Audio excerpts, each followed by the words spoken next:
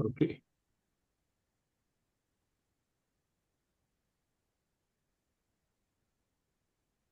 Now I lost the window where I was sharing.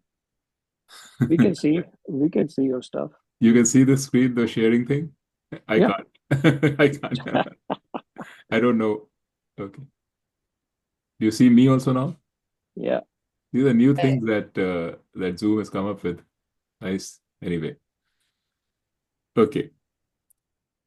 So what is this Ashwatha tree? So Ashwatha tree is actually what's called the ficus tree. It's like a banyan tree.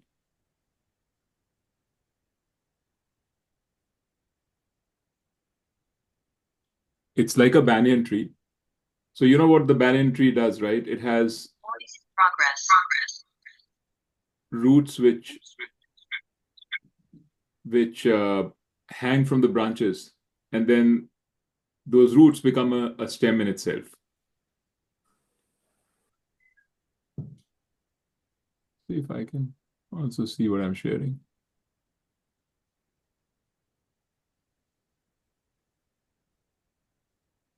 Sorry, I'll start the sharing again. So the Ashwath tree is like a ficus tree. So it's a you know what banyan trees are like, right? You know like people banyan. So those branches, say the roots start dropping down to the ground, and then they go into the ground, and then that the root becomes that whole branch from where the root is dropped becomes another stem. So there are, Swami Dayanand की किताब में लिखा है कि there is a ficus tree in Calcutta which has multiple trunks. It covers 1,000 square feet area. 1,000 square feet is a pretty big area, and it has multiple trunks, and it is now in such a state that we don't know where the original trunk is, which was the first trunk. Nobody knows. There's just a mark over there which says the original trunk was here. Hi, Sanjay. Hello, Ji. Hello. How are you? We were just getting started, so good timing. Okay, it's fine. I'm Fine. good. How are you? बस यार ठीक. All good. All good. All good. Yeah. Okay. So we were just getting started with chapter 15. Hmm. Okay. And ठीक है. the chapter 15 is called Purushottama Yoga. Okay. It's only Okay. 20 verses. It's a very nice Okay. chapter. What it does is it compares samsara to a ficus tree, Ashwatha tree. Okay. And it shows, and I'll take you through it. So how it hmm. compares hmm. that, and the roots of the tree are Brahman, and so on and so forth. Hmm. So it's a very nice one-to-one comparison, just for us to remember, to consolidate our knowledge.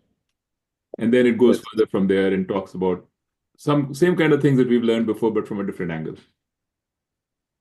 So the Ashwatha tree is a tree which it covers a huge area. What happens is that the original stem grows up, and then from the branches, new roots start dropping.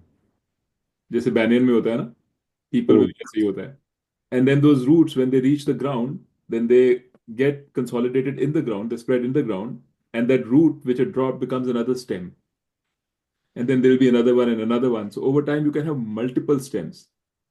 And I was saying that in Swami Dayanand's book, he's described a ficus tree like this in Calcutta, which covers an area of 1,000 square feet.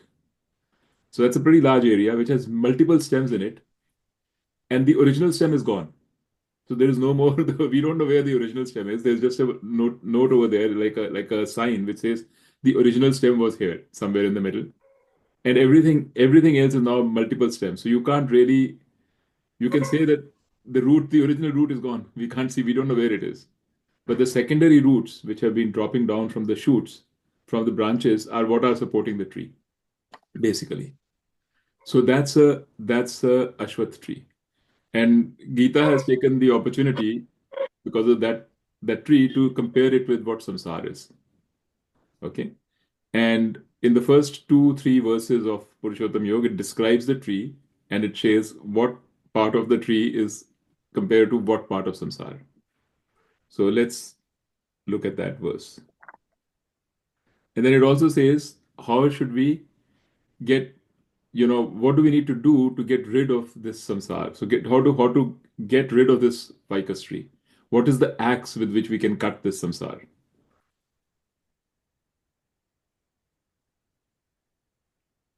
So you can see this now, right? Yeah. Okay. So I'm going to just speak out these verses in Sanskrit and English. Just this page is all we are doing. And I say these out in Sanskrit doesn't mean that you have to know Sanskrit. You absolutely don't have to learn Sanskrit. I just say it because in your mind you'll know that this is exactly what is being said in the Gita. There's no interpretation here. There's not like somebody has interpreted it. Maybe there is a little bit of interpretation. Different philosophies interpret it differently, but the words are very clear. So here, Sri Bhagwan Uvacha. So Sri Bhagwan says here, Ardhva Moolam Adha Shakham. So Ardhva means on top. So on top are the roots, Moolam. Adaha Shakham, the branches are below. So this is he's talking about an inverted tree. And so inverted tree is like a mirage. That's what the world is. It's like a mirage. It's an inverted tree. And in this, they say the roots are above and the branches are below because, like I told you, the original root is gone. We don't know where the root is, the original one. Only the secondary roots are supporting the tree. Ashwatham Prahur Avyayam. So Ashwatham Prahur Avyayam means that this Ashwatham tree people say, Prahur means people say, it's Avyayam, that it is imperishable. It cannot be perished. So just like the samsara is also like that. It's a mirage, but it's forever. It cannot be perished. You can't say that there was a beginning of samsara. You can't say there'll be an end of samsara. It's ongoing. It's Maya. You can have pralaya, which is a collapsing of the samsara, so it becomes unmanifest, and then it remanifests, but it doesn't go away. Unmanifest doesn't mean that it has been destroyed. So it just collapses. The projection collapses on itself and then comes back again, collapses, comes back again. This is how samsara works. So it's imperishable. Chandamsi yasya parnani. That means the Chandamsi means the Vedas. So Vedas are its leaves. Yastam Ved Savedavit. So whoever knows this is the Vedavit, is knowledgeable, is knowledge. So we have to see what it means. It means if you understand the samsar, like this ficus tree, meaning the roots are above, the branches are below, it's imperishable, goes on and on. The Vedas are its leaves. The leaves are what provide nourishment to the tree. So the Vedas provide nourishment to this world. Yasya Veda Savedavit. So this is actually, there's a lot which we can sort of get into from here. And I'm going to give you a glimpse of it. So why does it say that the roots are above? First of all, it says that the roots are above, and it also implies that the roots are invisible. You can't see the roots. So you think about the tree and the roots as the effect and the cause. So the root is the cause which creates the tree, which is the cause from which the tree comes. And the tree itself is the effect, right? And you can see always in this world, you can't see the roots. You can only see the tree. So similarly, Brahman is the roots, which you can't see. But the world which has come out of Brahman, which is the effect of the Brahman, you can see. So the only thing you see is the effect. The only thing you see are the branches and the leaves and the tree itself. You never see the roots.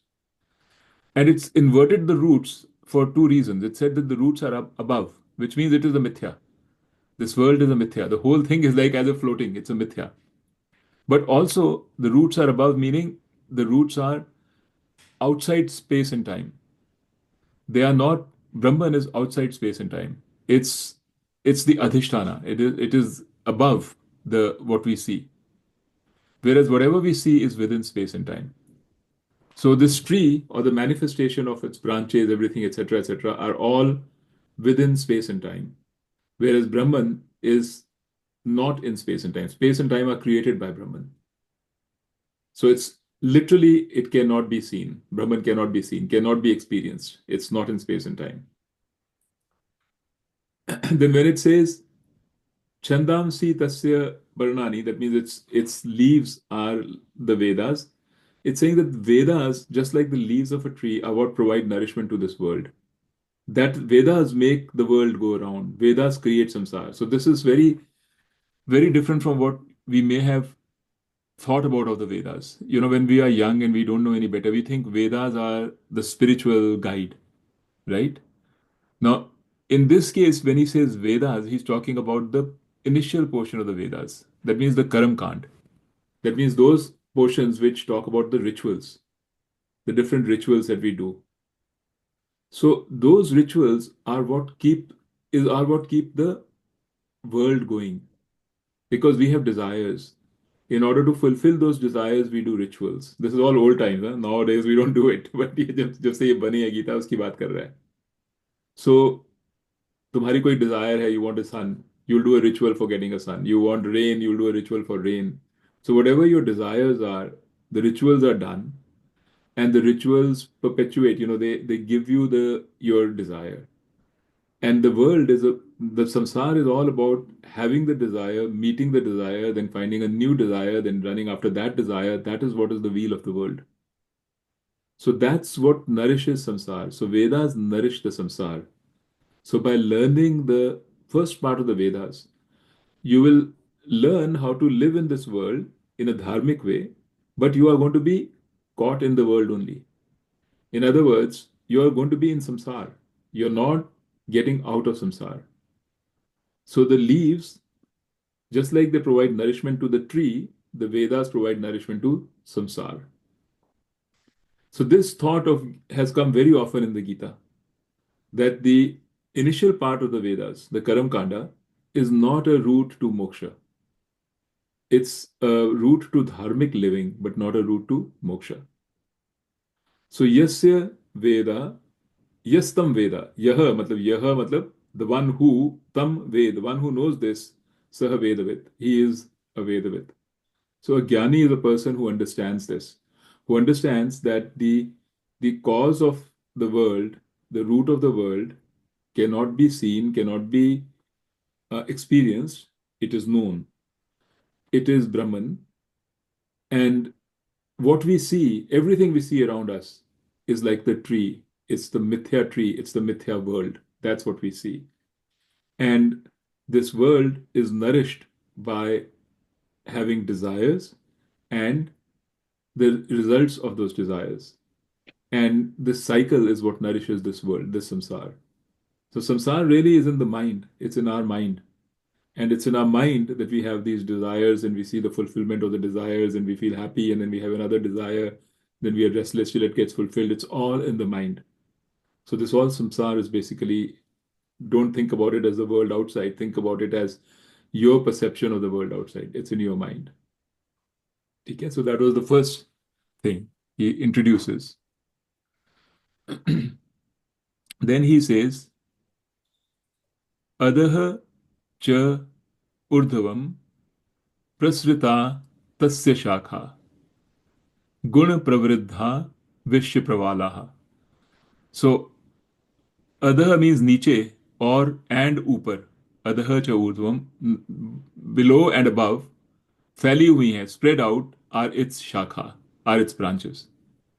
So the branches of this tree are spread out below and above. They are like covering the whole vertical expanse of the tree. Gun pravriddha vishya pravalaha. So they are nourished by gunas. So gunas means, you remember last time we did that, the three gunas, satyam, rajas, tama. So these gunas are what cause actions in this world. And these gunas are what cause activity and karma in this world. And just like we said, Ved is the nourisher, it's the same thing. It's saying the same thing, just now looking at it from the perspective of the gunas. So the gunas are what keeps the world going. So Yad, I don't know if you remember, we talked about a gunatita. Gunatita is a person who has crossed the gunas. That's a jnani. So this one is talking about the guna itself. Vishya pravalaha. So now Vishya means objects in this world. Pravalaha means the little buds in the branches from where new shoots develop. So the branches are the objects of this world.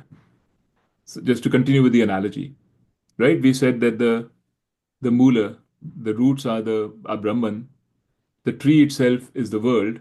Now within the tree there are branches.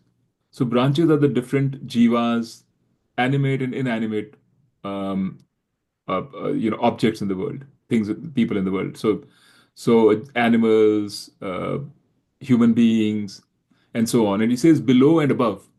So when he talks about the branches above, he's referring to the devas, Indra Dev, even Brahmaji, even Hiranyagarbha, even, any deva that you can think of is still a branch in this tree, just happens to be higher. And the lower branches would be animals and birds and so on. So what he's trying to say here is that you can think of like anything. You can think of the most exalted person, the most exalted god. Indra Dev, is a big god, right? Supposed to be Brahmaji is a huge, it's supposed to be the creator. Shivji is the destroyer. All these gods, they just happen to be higher and higher in the tree. Their branches are, they are higher and higher branches. And the Rakshas are lower branches. And the human beings are somewhere in between. But they are all mithya. They are all part of samsara. We have to understand this, that just because the person is a god doesn't make that person away from samsara.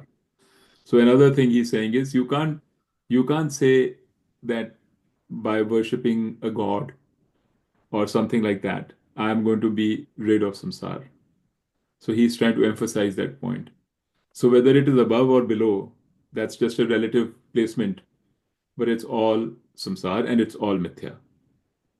And then he's saying that gunas, the actions, they create more of the samsara. It's nourished by these actions. Vishya pravalaha. So when you say that branches are beings, so new branches come from branches, right? There are little buds or nodes from where new branches develop. So he's saying those nodes or buds from where new branches develops are like Vishya. That's called Pravalaha. So they are like Vishya, meaning like they're objects of the world, objects that we run after. So the more desires we have, the more births we will have. So we run after objects, we finish, we have a desire, we accomplish it, then we have another desire. We have pap and punya as a result of our actions.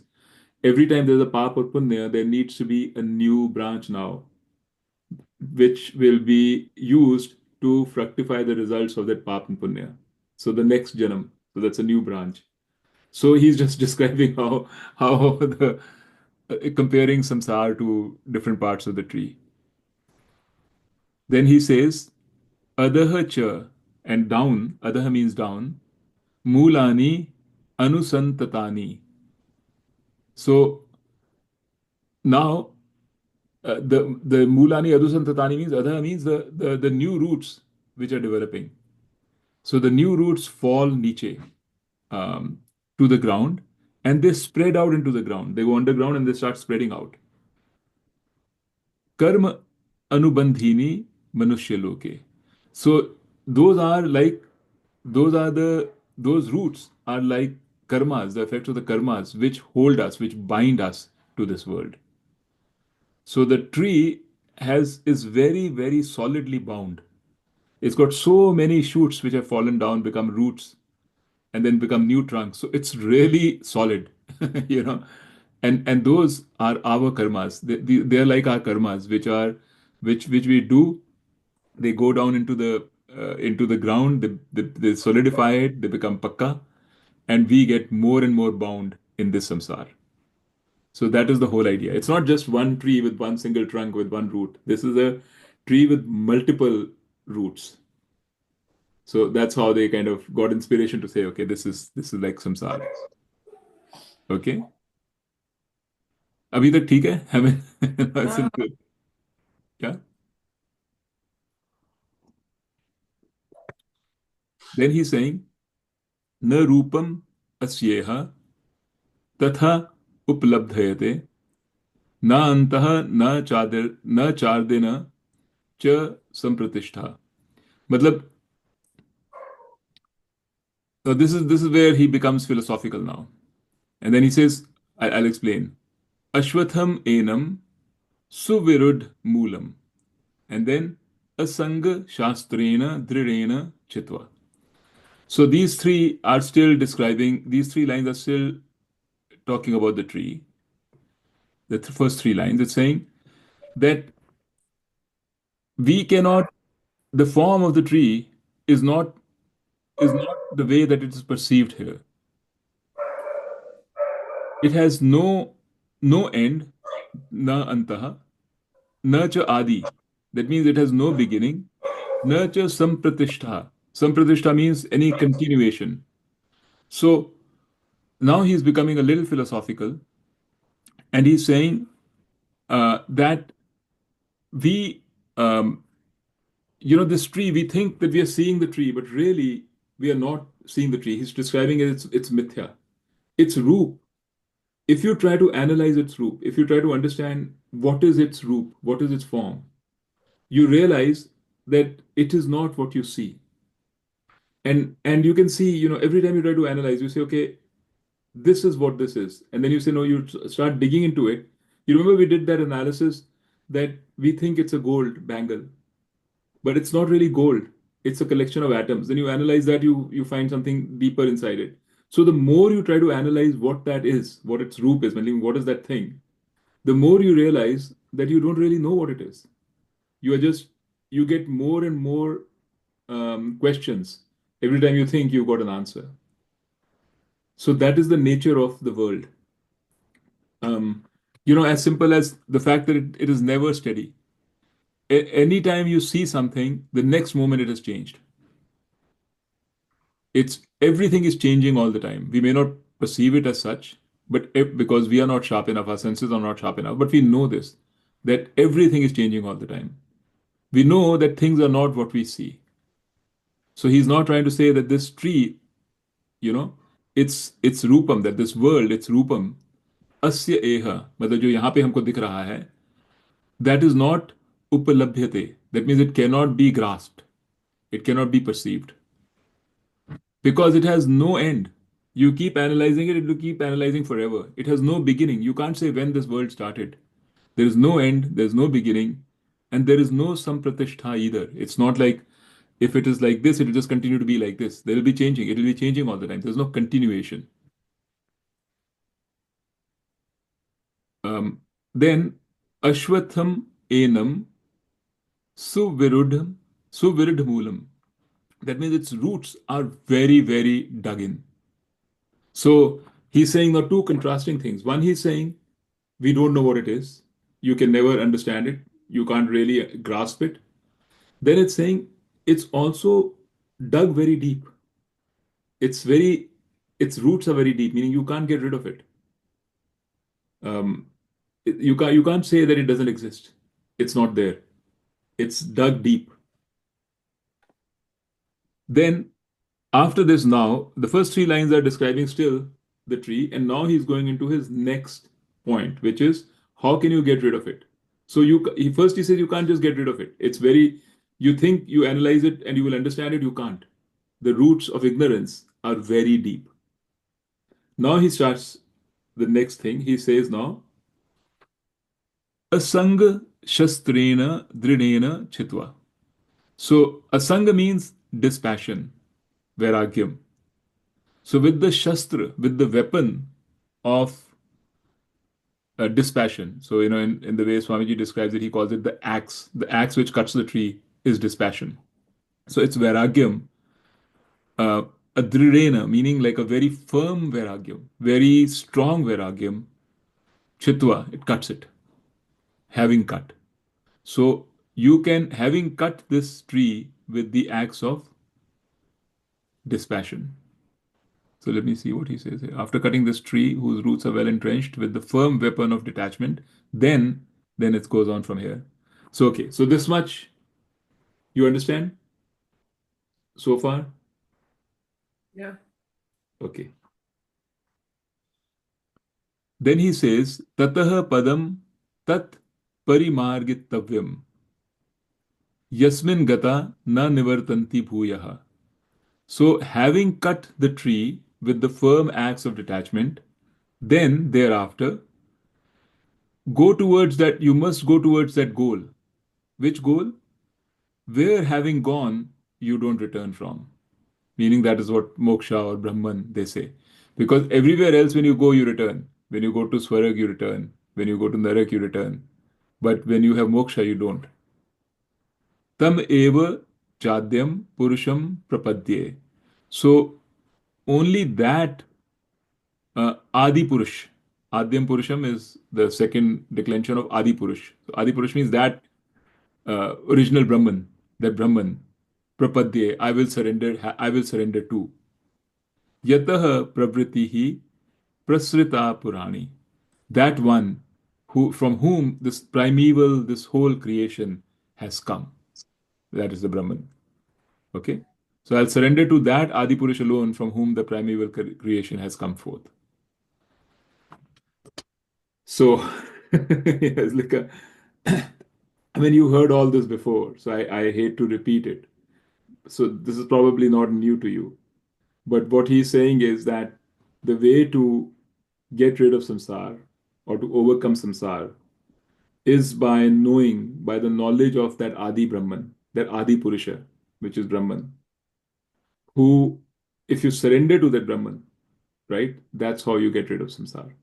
That's the message of this part of Gita, Purushottama Yoga. And then later on he describes more, but that's what we want to cover today. I'm trying to remember, is there anything major that I missed out?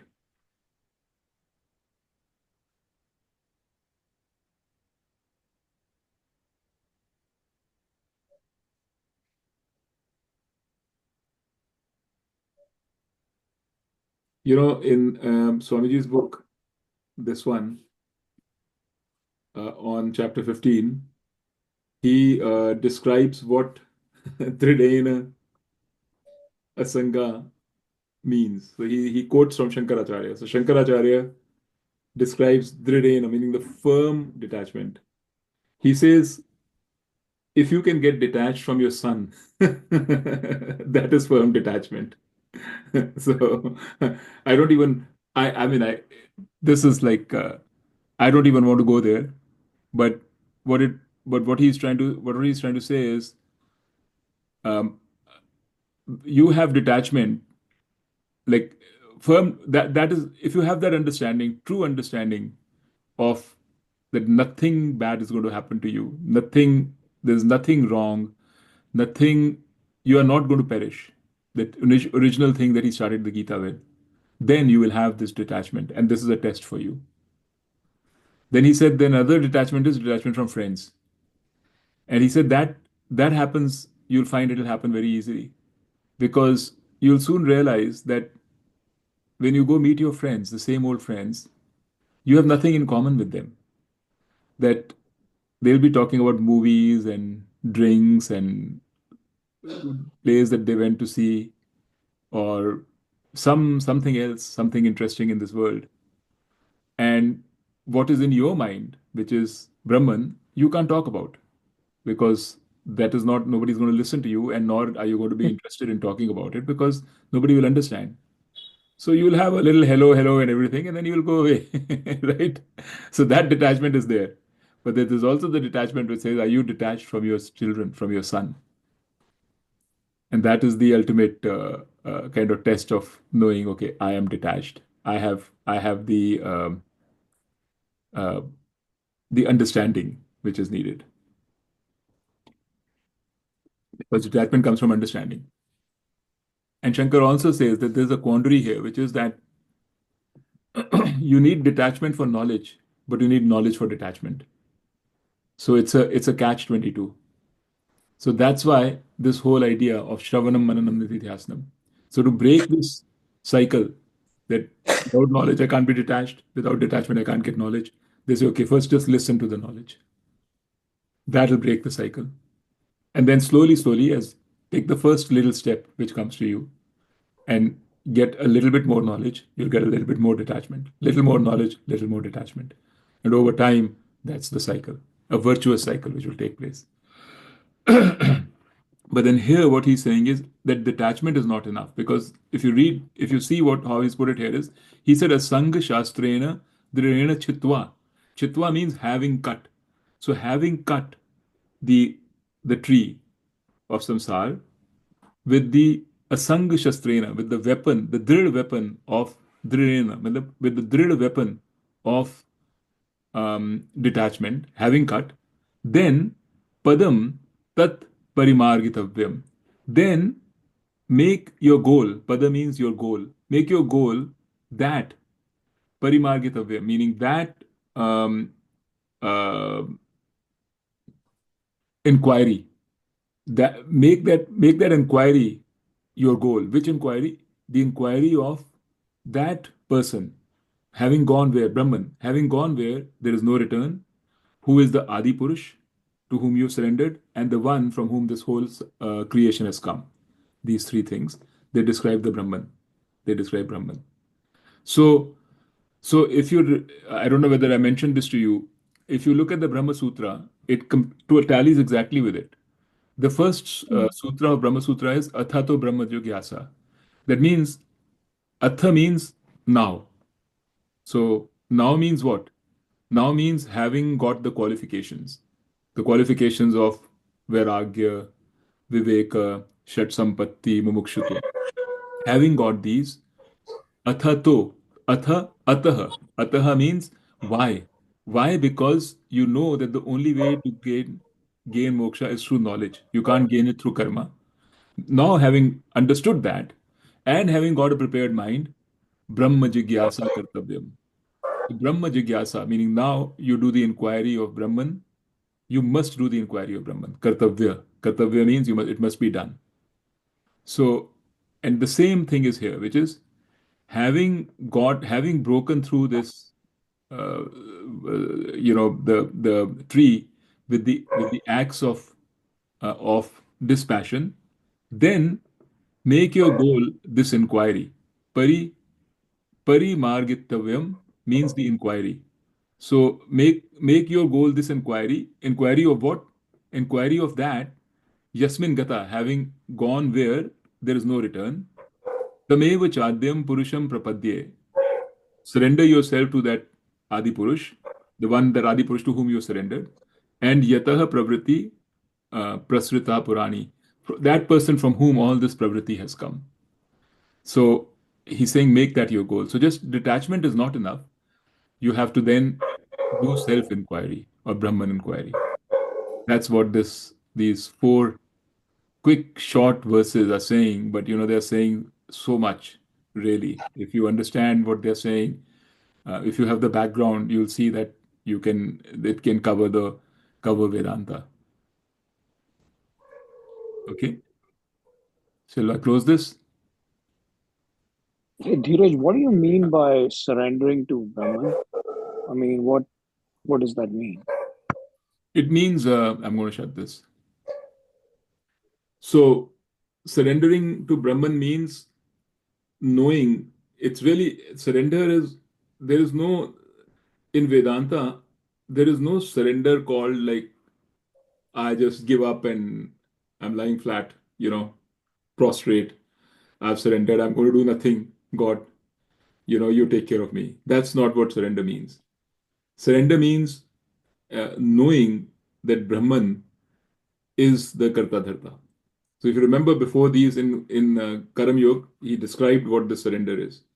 It's surrendering the fruits of your action to God or to Brahman.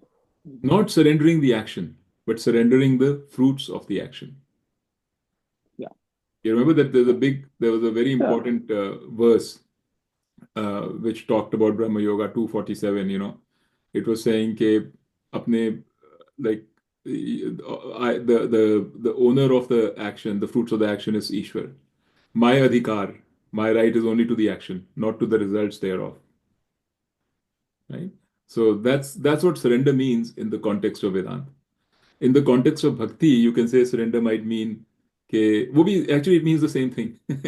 Come to think of it, it means the same thing. Surrender just means that I recognize that the fruits of my action, the fruits of the results of my action are not mine. That's what surrender means. Right? That is even when you say bhakti, ये कहते हैं हमने भगवान पे छोड़ दिया. जो भगवान कहता है वो ठीक है. जो भगवान ने ये दिया ये प्रसाद है मेरे लिए. This is fine. That's what bhakti is. Bhakti doesn't mean कि मैं कुछ भी नहीं करूंगा, मैं बैठा हुआ हूँ और गाने गा रहा हूँ. That's not bhakti. That's just like the start of bhakti. That I'm singing bhajans.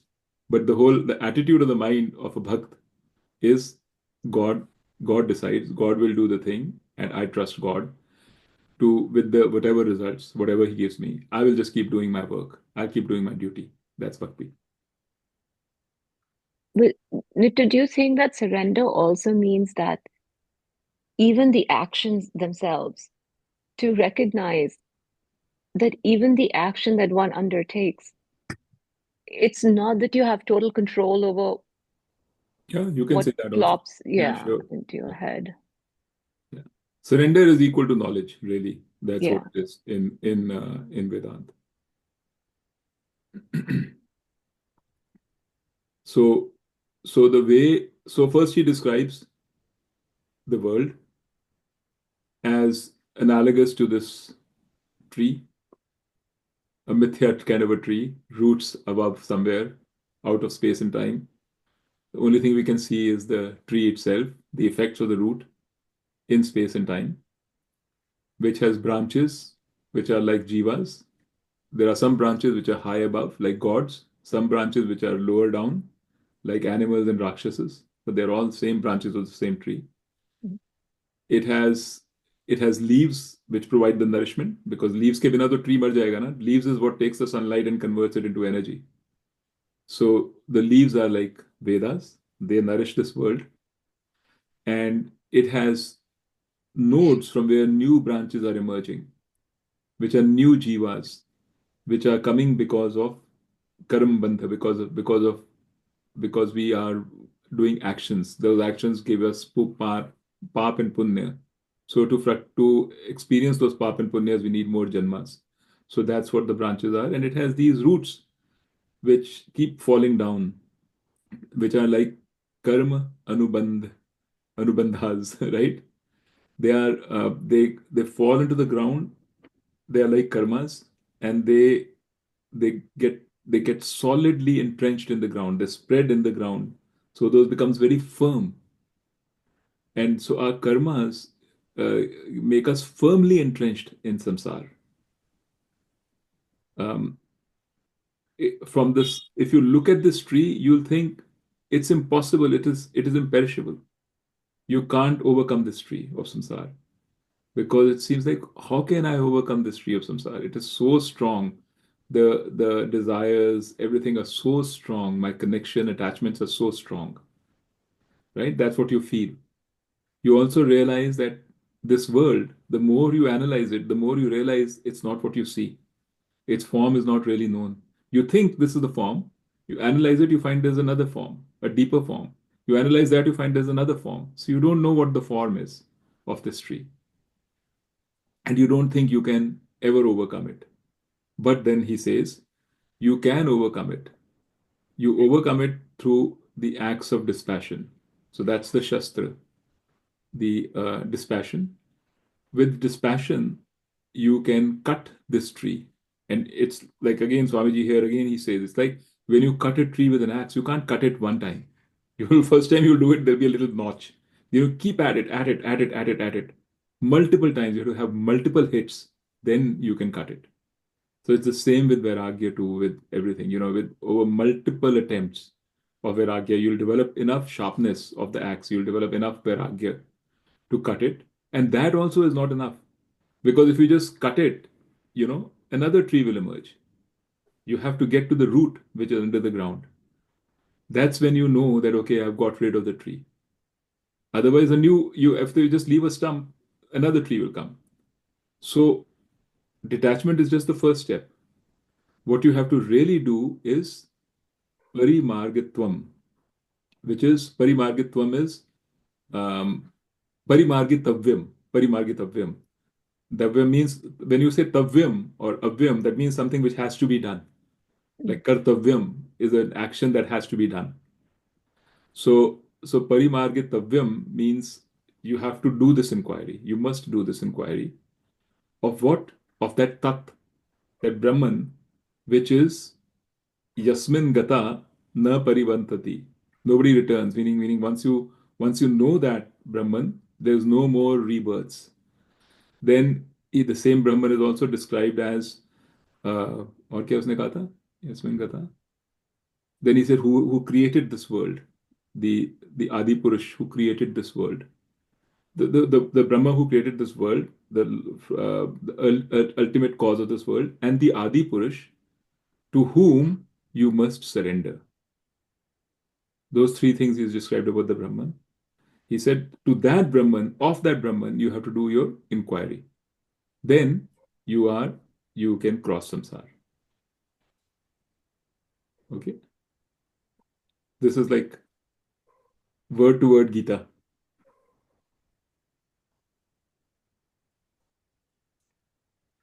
There are only four verses of the Gita, and I'm only giving you like a 10% of what Swamiji has said, which is probably 10% of what people have said about it.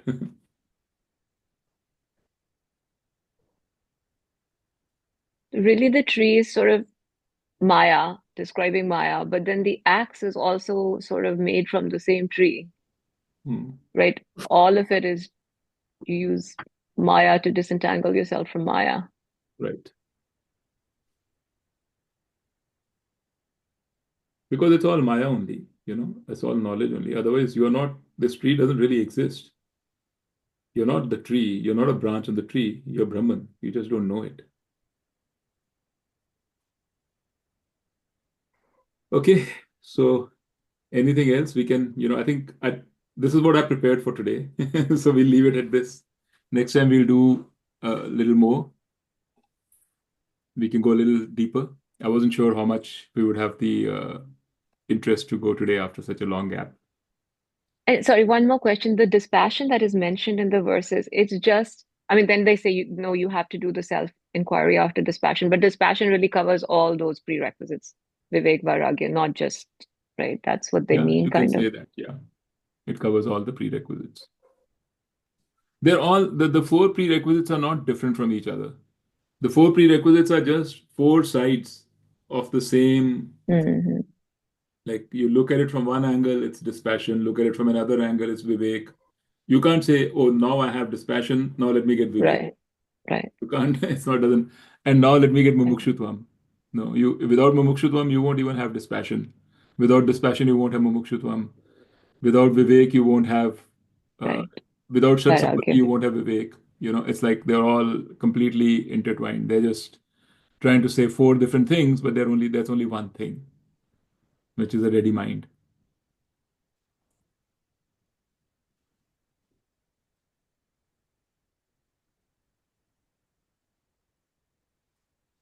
So bring in a very wild question. Okay. It may not have an answer. It came to my mind. I don't know whether that question is valid also or not. Okay. Like, very few people are enlightened generally. Very, very few. Okay, that's one thing. Keep it aside. Okay. Now, like what we have learned, it is the karmas with which the subtle body, gets the rebirth, and we are born again, right?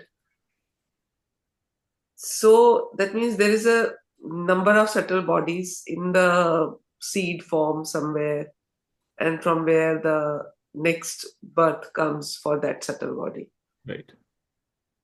So now comes the wild question. I don't know whether it's right or also I don't have the statistics. So how does the population increase? Yeah. Well, it's a good question, actually. There are many such questions if you think about it. There are this whole idea of karam ka jo thing hai na, you'll find it's really complicated because it's very, as long as you just say karam ka ve phal hai, that is, you're fine. But the moment you look at it as a collective, you run into a lot of issues. What you said is one of them. And you can say that the population increase is only an increase in the manifested, um, Yeah. bodies. We have no idea how Right. many unmanifests are there. I mean, there are probably like hundreds and thousands of times more unmanifest than manifest. Yeah, And that's it's the only answer. this world that we are talking about. We are not talking about these migrations from the bodies happen across different worlds. Correct. Another thing is, for example, if I have, like, you can say law of karma, but there's a big out here. So I have a lot of karmas. I have sanchita karmas. They say Mm. you have infinite sanchita karmas. So if you have infinite sanchita karmas, you have infinite punya karmas and infinite papa karmas. You can't have you if you are talking about a set of things which is infinite in total, then its parts are also infinite. Either you can have different uh, you know you have either you can say I've got 10 of each, and then you have infinite sets of 10 to make it infinite, or you'll say whatever parts are there, they're also infinite, because infinite means uncountable. So let's say you say I have 100 papas and 100 punyas, but my total sanchita karma is infinite. That can't be. You either No, have but you can papa say karma. you have 10 papas and infinite punyas. Right. You can say that, but what I'm saying is either you have to make a ridiculous statement like that I have 10 papas and like infinite punyas, or I have 10 punyas and infinite papas. And, so you try to make it work. It's not. You'll find lots of issues with it. Then you'll find another way to resolve it. What you have to remember, I think, my perspective here, and again, I'm no authority here. Okay, so my perspective is that this is a stepping stone. You shouldn't get caught up with the law of karma. It's just law of karma is meant for people who are first, we are so caught up with this. Why is the world unfair? This question comes to us. Why is the world unfair? Why is it that this person why is it that I have so much problems in my life? That person is so happy. Or why is that person happy and that other person is not happy? Why do some people get all the bad luck? When you have these kinds of questions, which is what we have grown up in. So you have to find a landing place for these questions. You have to kind of tell them, okay, this is because of Purana. Okay, all right. Then you can say, okay, I don't need to any longer think about this. The answer is karma. So I can move on to other things which are important to think about. You know, Otherwise you will get lost in this. I remember talking to friends of mine also who just say, before you talk about Vedanta, tell me this: why is this world so unfair? So then, I mean, if that is all you're thinking about, why is the world unfair, then you have no opportunity, no place to think about what Vedanta is asking you to think, to do self inquiry. Once you do self inquiry, you'll realize that the question is stupid. Why is the world unfair? The world is not unfair. The world doesn't exist. The world is unfair because I feel all these things that I feel, my dissatisfaction, my unfairness, everything, these are just my feelings. I have a strong feeling world is unfair. I'm a victim. Tomorrow I can have a feeling the world is very fair. What is right? We don't know. There are two different feelings. As long as I understand that this is just a feeling, it has nothing to do with reality of my happiness. The importance of that question goes away. So when you talk about Vyavaharika in general, whether it is without Vedanta or whether it is in the context of Vedanta, you have to see it as a stepping stone. Otherwise, if you do enough inquiry, you'll find there is something is not right. Now, how can there be something which has no beginning? Like they say, right? The world has no Yeah. beginning. Maya has no beginning. Well, I can't understand this. This is silly philosophy. Then you say, okay, if there is no beginning, either two things can happen. Either something can have no beginning or it can have a beginning. So it can have no beginning. अगर मैंने कह दिया तो that is silly. Now I'll say it has a beginning. If it has a beginning, that is silly too. Because what happened before the beginning? Where did it come from, the beginning, right? So you are talking in Vyavaharika, you are talking in Dvait. There is no good answer in Dvait. The the big the big advantage is once you understand this, that there is no good answer in Dvait, then you say, okay, I give up. There's no point. द्वैत का कोई फायदा नहीं है because it is a fundamentally flawed thinking, which we have all been doing all along. And that's what Vedanta wants you to do. That is called dispassion. When you are understanding that all these transactional things are fundamentally flawed, is what is called dispassion. That's called vairagya. Because then you say, okay, I don't want to talk about these things. Let me understand me. What is the thing which is not flawed, which is not dependent, to which all these things are happening, all these ideas, all these things, to which they are happening, that's me. Let me understand that.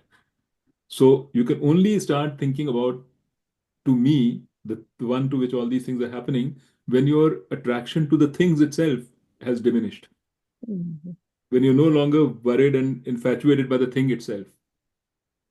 If you're infatuated by the thing itself, then you can't have infatuation with the thing to which the thing is happening, right? So that is why vairagya. Infatuation with the thing itself is called ragadvesh. Non-infatuation with the thing itself is called vairagyam. And vairagyam is necessary so that you can build an infatuation for the one to which these things are happening. And that's why you do the vairagyam, enough vairagyam, that you say, okay, I now want to focus more on the Brahman, the one to me to which things are happening. And there, then you do your parimargitavyam. You do your inquiry. As Gita says, parimargitavyam. So, asanga, drid asanga, solid vairagyam, to be followed by parimargitavyam, to be followed by inquiry into yourself. It's not a sequential thing, but they happen together. But the two have to be in place. And what is this me? This me is Brahman. What Brahman? Yasmin gata na vartante. Meaning was whatever that words were. Jahan se there's no return. And Adi Purush, to whom I surrender. That's also me. I'm surrendering to me, Brahman. I know that that this. I'm not worried about these results anymore. Results are all part of Dvait. And which was the third one? The one which is the cause of all this world. Mm. Yeah. Mukta, I heard, Swami Sarvpriyanand, and maybe you guys heard this also. He quoted someone who said, before you have knowledge, there are only questions but no answers. And after you have knowledge, there are only answers but no questions. No questions.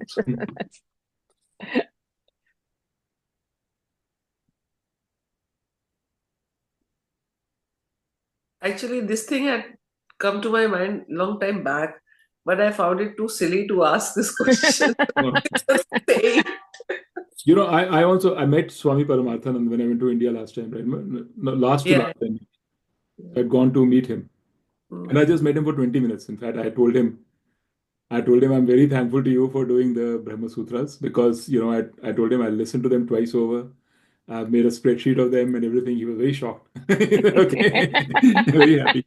I was just chatting with him, and I just said, I'm only coming here. I don't really have many questions and all. I just wanted to thank you.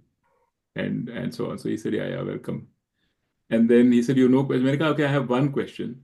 And it was something on the lines of which you asked, which is, how can you have like infinite karmas? Like, I mean, it doesn't, I was trying to explain to him that it doesn't make sense. He said, okay, do you have any questions about you being Brahman? I said, no. Then he said, then don't worry about it. Just forget it. I said, okay.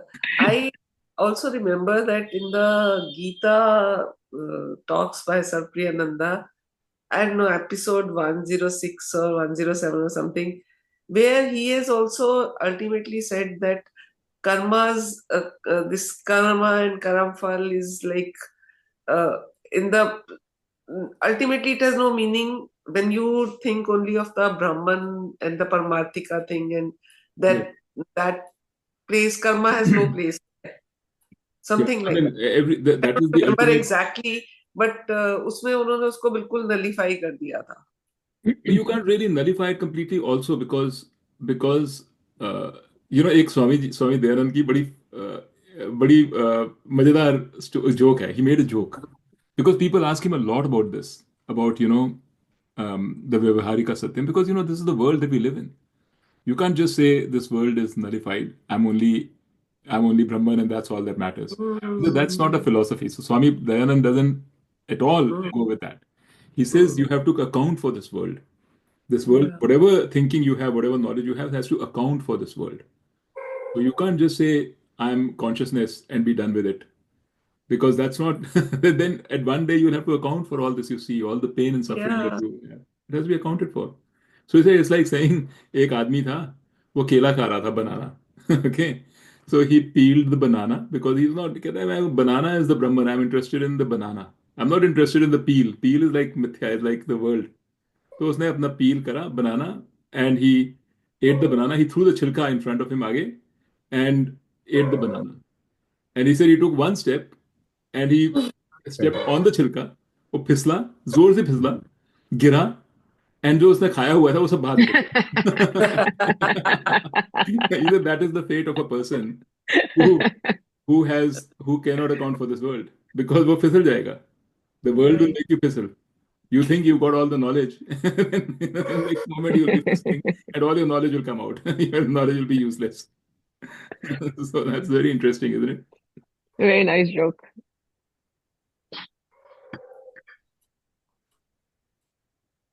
That's why Well, there, I always kind of react to this when people say, "Na, the mithya hai, the false hai, ye to, it doesn't exist," and things like that. You have to be very careful how you and what you say because it's a very powerful mithya. In the Gita also he says even the strongest, even the most biggest jnani cannot truly overcome emotions. Emotions are very, very strong, and you have to recognize that they are very, very strong. You'd be on Actually, guard to react to it. Huh? the word mithya itself, The जो bad word. हमारा normal meaning मिथ्या से जुड़ा हुआ है, वो एक अलग ही लेवल पे ले जाता है दिमाग को. Actually, if you see, in nowhere in the Gita or the Upanishads is the word mithya ever mentioned.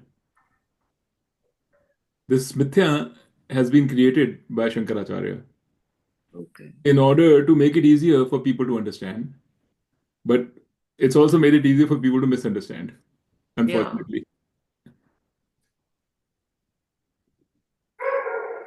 Sat In and all, Asat is there. Sat means true, Asat is not true. So you can say, okay, there is things like that. But mithya itself is not a word which occurs.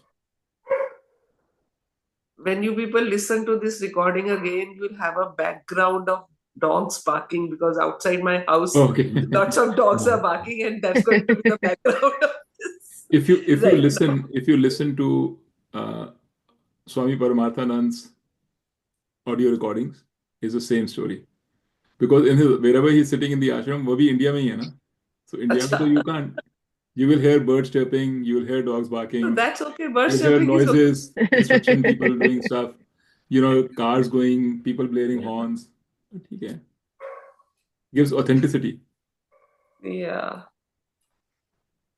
Ritu, when you said even a jnani cannot control emotions or Wait, I don't even for a remember the jnani, word. will find the force of the emotions very strong. So even a jnani But has to be alert. yeah, I mean, to, is it that emotions can just be acknowledged as part of samsara? It's not that they have to be overcome or anything, that they are there. It's okay, they are there. Okay. Right now, I'm asking is that I mean, I don't know. I mean, you have to make your own thing about it. I know you have yeah. a strong feeling about it. So it's okay. Yeah. hey, Dheeraj, I just want to make sure I got this right. So mithya and maya are the same thing, right? Yeah, totally the same thing. Okay. Really speaking, they're all the same thing. Mithya, Maya, Asat. I mean, we talk a whole lot about maya or mithya and the Vivaric world and all, right? Hmm. To me, I always, I don't know, it's just a mental set, but I always sort of equate that to lack of true knowledge, right? I mean, that's really, To lack the of knowledge. lack of knowledge of Brahman, right? Right? I'm not, I don't know, you're saying again? Well, what I'm saying is that's the first basis of mithya, right? Is that you don't know really who you are, and you Right, think right, who right. you are, right? And so so the way I sort of train my mind is mithya is all because of lack of knowledge, and it leads you to this superimposition of the world, or the world around you, right?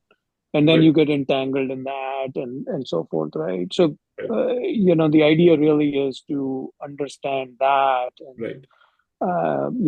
kind of get rid of the falsities of the world, which is not easy, as you know, because we are all living in that world all the time, right? um, yeah, just wanted to So no, make no, sure no, no, that. no. Let me put it to you, which is a different way of putting it, which might help you. Okay. Yeah. So when you don't have knowledge, which has been most of our life, let's say, we think that the world around us is Satyam. Okay. Correct? What is Satyam for us? Satyam just means reality. What is real? What is Satyam? We don't know anything else. We only know the world. We only know our feelings, our emotions. That's all we know. So we think that is Satyam. That is all there is. We may say there's a Bhagwan, वो तो religious, but nobody has seen भगवान. किसी को पता नहीं है जो लोग कहेंगे भगवान भी है. भगवान is also part of this world only. भगवान भी वो भगवान जो है जिसने इस दुनिया को create करा है. And when you think about Bhagwan, you think about a person in this world, right? It's not a person who's not in this world. So when you're thinking about Bhagwan and praying to Bhagwan, that Bhagwan is somewhere in this universe, somewhere different from you. So this is reality. So for a person who doesn't have knowledge, Satyam is this world. Then when you have knowledge, then you realize that, oh, this world is not actually Satyam.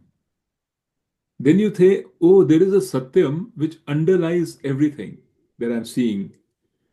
That Satyam is called Brahman, for the lack of a better word, or Atma. Then you know, okay, that is Satyam. So, okay, if that is Satyam, then what is this world? This world is then Mithya. So only a Jnani knows the world as Mithya. A non-Ajnani knows the world as Satyam. Right? Absolutely. And an Ajnani also says the world doesn't exist. A partial Jnani, a halfway Jnani says the world doesn't exist. There is only me, Satyam. That's a half Jnani, right? Who's progressing. And then he realizes, no, no, that is not enough to say that I am Satyam.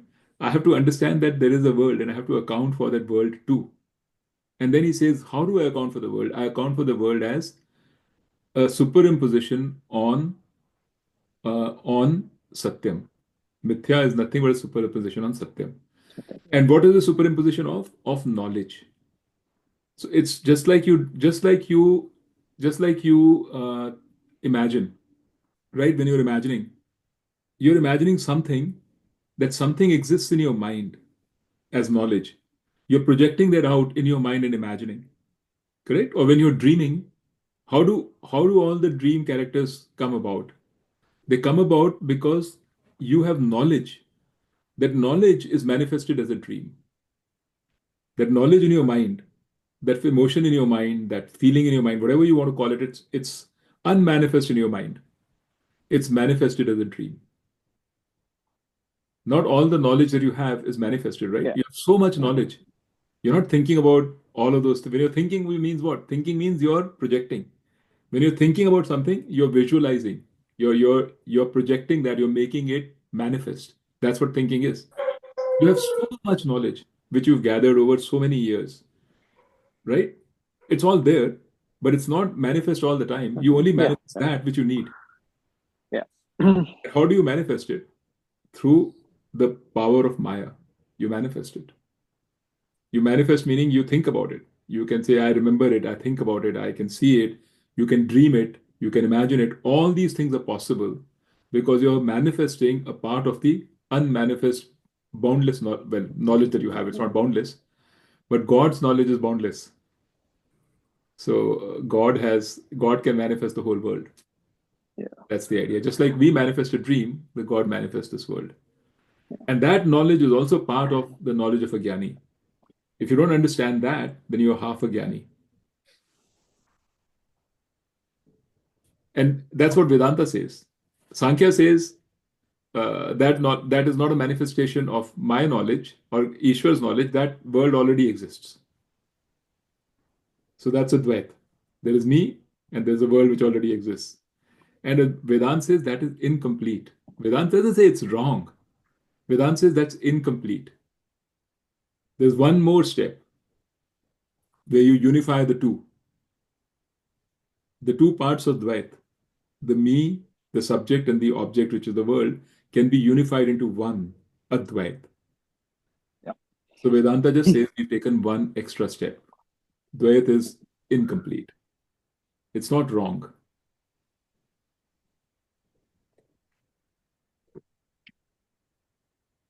So, one of the interesting, my personal observation these days always is, you say you're reading a book, right?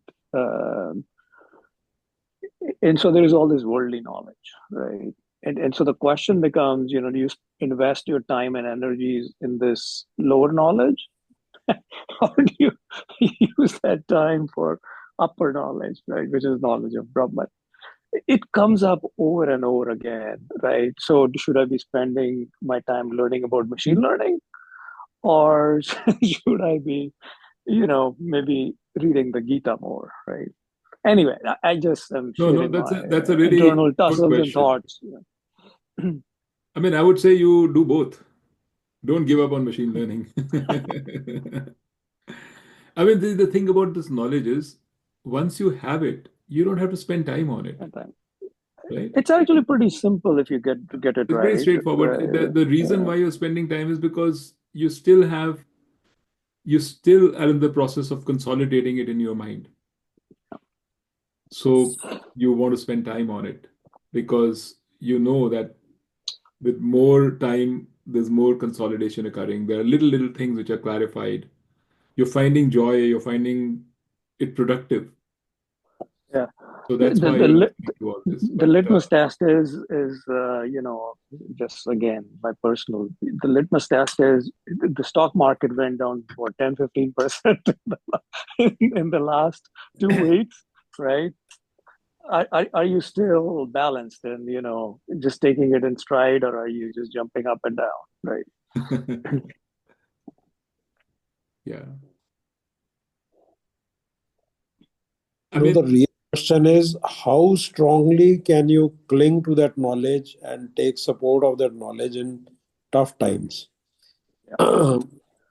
and not shift to that worldly affair thing and the all the things and the reactions we are used to doing. How strongly can you cling? Well, change your track of thought. Yeah, Is you it? to move your center of gravity, I think, Sanjay, to Brahman, right? Yeah, you really have to have that deep conviction to hold Conviction. on to all that things. Mhm. And I think that comes with time and repeatedly going into that groove and testing yourself. so basically what you're saying is you're testing by saying all these things, you're testing your dispassion. You're Yeah. testing your vairagyam. And as Gita says, vairagyam, this axe has to be used again and again. You can't just use the axe once and say, the tree is felled. Uh, yeah. It's a repeated exercise. Vairagyam is not so simple कि मैंने पढ़ा और मेरे को वैराग्यम आ गया. Mm. So you've read, you've understood, but vairagyam is not yet for all of us, not just you, for all of us. It's not yet fully taken place, right? We have enough vairagyam so that, like, compared to a lot of people who have no vairagyam or very little vairagyam, they have no time for this knowledge to understand it. We have enough vairagyam that we've understood it. We have started on the process, but we don't have that much vairagyam yet that we feel we we don't need to read anymore, that we are done, that we are confident that we will take everything in our stride. That is not there yet. That's what you're saying. It's basically vairagyam is what you're talking about when you say Dispassion. firmness of knowledge. Yeah, that this passion. Well, one good thing that I, at least my own personal evolution, I see is I can always look back to some experience I had, right? And sort of bring in the new knowledge of Brahman in, right? And say, okay, I wish I had done this, and I think to me, it feels like, okay, it's forward movement. I can't maybe not yet do it in time, but at least I can look back and say, this is what I should have done. And, the outcome would have been much better, right? For me. But I think a lot of practice in developing conviction and being able to do it on the fly, like Sanjay says, right?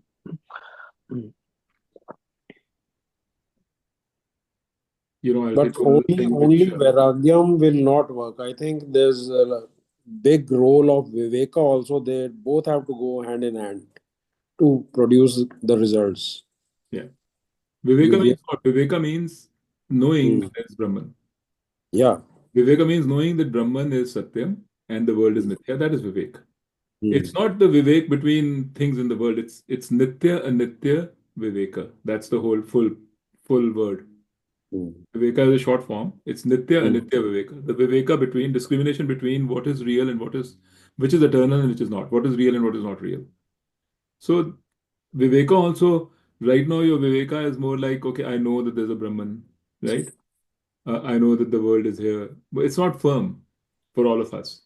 You're not convinced that I am Brahman. I am not this body, I am Brahman. That conviction is not there, right? So, it's the same. Vairagya, Viveka, all of them, you can't have one without the other. So Hmm. when you say, I want to check, am I reacting? When will you not react? When you won't react when you have dispassion, and you won't react when you have Vivek. So you're right. I mean, that's what you were also saying, right? Both of them have. Yeah. Yeah. It's not two different things that have to happen. Huh. It's the same thing. Same It's the thing. same thing that you're calling through two different names depending on which side you're seeing it from. Hmm. Well, my real world experience, I mean, again, is you have to learn how to manage your vrittis, and because the Vyavharik world is all around vrittis, uh, that um, you know test your um, they typically continue to test you against how you react to that. And if you can actually control that and separate that out, so filter the vrittis that are keep you in the Vyavharik world, and focus on vrittis that are take you more towards Brahman. I think then you start to develop this perspective. This is also a vritti that Yes. you focus on this, then this will happen. Focus on this again, right? We're all struggling, muddling through it. One thing which Carol told me was Swami Dayanand used to say that he wears his knowledge very lightly. He doesn't wear his knowledge heavily. It's a very wearing the knowledge lightly means like it's not मतलब इतनी धर्म संकट की बात नहीं है मेरे को नॉलेज नहीं है इट्स ओके आ जाएगी और मेरे पास है भी सही वो भी it's like it's a given it's like uh, I don't know whether there's another way to describe it. Inevitable, I think you mean. Yeah, no. I mean, it's not inevitable. It's wearing it lightly, meaning don't stress over it too much. Don't uh, you don't have to constantly keep thinking about it. It's Too much there. emphasis on it. Huh? Not too much emphasis on it. Yeah, I mean, don't take it too seriously in the Too sense that seriously. in the sense कि मेरे को ये करना चाहिए मुझे वो करना चाहिए Hmm. and the seriousness will happen till we have knowledge. This will happen. We will take it seriously. But once you have knowledge, what she was trying to say was, you will just go about your world. You'll do the same thing. You'll just do whatever comes spontaneously to you. You just do it. You don't have to say, is this right, or should I do this, or should I do this, or should I do that? We are very much caught up in that right now because we don't have confidence in our knowledge. I think maybe that's what it is. Anyway, that Well, was just a Nidhi remark asked she made, now, which is very interesting. So I thought I'll share it.